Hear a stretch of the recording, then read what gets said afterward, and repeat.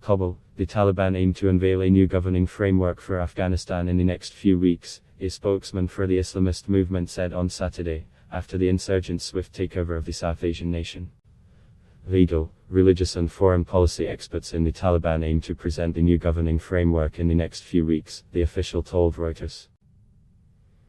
The Taliban have sought to present a more moderate face since last week's lightning takeover, but ruled with an iron fist from 1996 to 2001 before being toppled by US-led forces for sheltering Al-Qaeda militants behind the 11 attacks.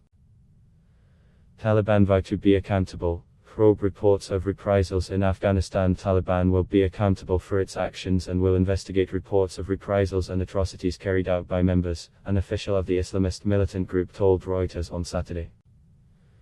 The official, who spoke on condition of anonymity, added that the group planned to ready a new model for governing Afghanistan within the next few weeks. It has been just a week since the Taliban completed a lightning-fast takeover of the country, finally walking into Kabul last Sunday without firing a shot.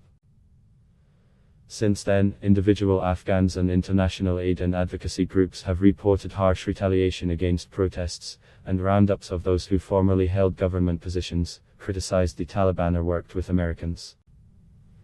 We have heard of some cases of atrocities and crimes against civilians, the official said.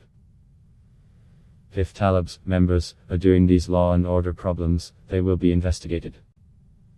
He added, "We can understand the panic, stress and anxiety.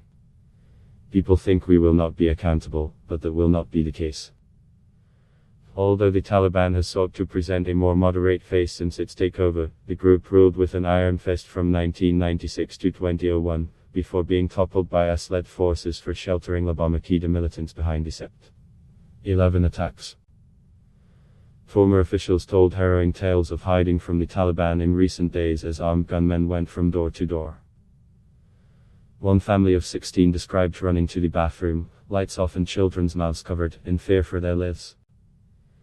The new framework for governing the country would not be a democracy by Western definition, but it will protect everyone's rights, the official added. Legal, religious and foreign policy experts in the Taliban aim to present the new governing framework in the next few weeks, he said. Chaos at airport. The chaos at Kabul airport, besieged by thousands of people desperate to flee, was not the responsibility of the Taliban, he added. The West could have had a better plan to evacuate. Cantonning Taliban members around the airport have urged those without travel documents to go home. At least 12 people have been killed in and around the airport since Sunday, NATO and Taliban officials said. US evacuation flights from Kabul's airport stopped for more than 6 hours on Friday, while US authorities looked for countries willing to accept people fleeing Afghanistan. They resumed later in the day. Its Western nations struggled to ramp up the pace of evacuations amid the chaos and reports of Taliban violence. US President Joe Biden confronted criticism about the planning for the withdrawal of US troops and the Islamist militants' swift takeover.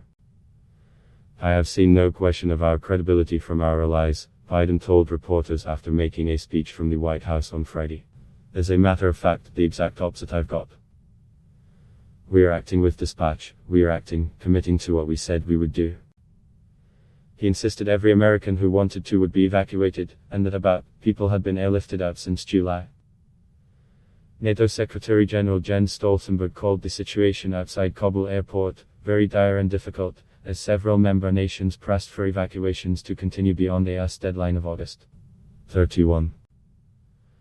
Biden has not backed off the deadline, despite calls, internationally and at home from fellow Democrats as well as opposition Republicans, to keep troops in Afghanistan as long as necessary to bring home every American. Biden said he could not predict what the final outcome would be in Afghanistan, where the United States and allies have waged a 20-year war. But he promised to work with other countries to set harsh conditions for any cooperation or recognition of the Taliban, based on their human rights record. They're looking to gain some legitimacy, they're going to have to figure out how they're going to retain the country, he said. And there's going to be some harsh conditions, strong conditions we're going to apply that will depend on how well they treat women and girls, how they treat their citizens. Ad block test why.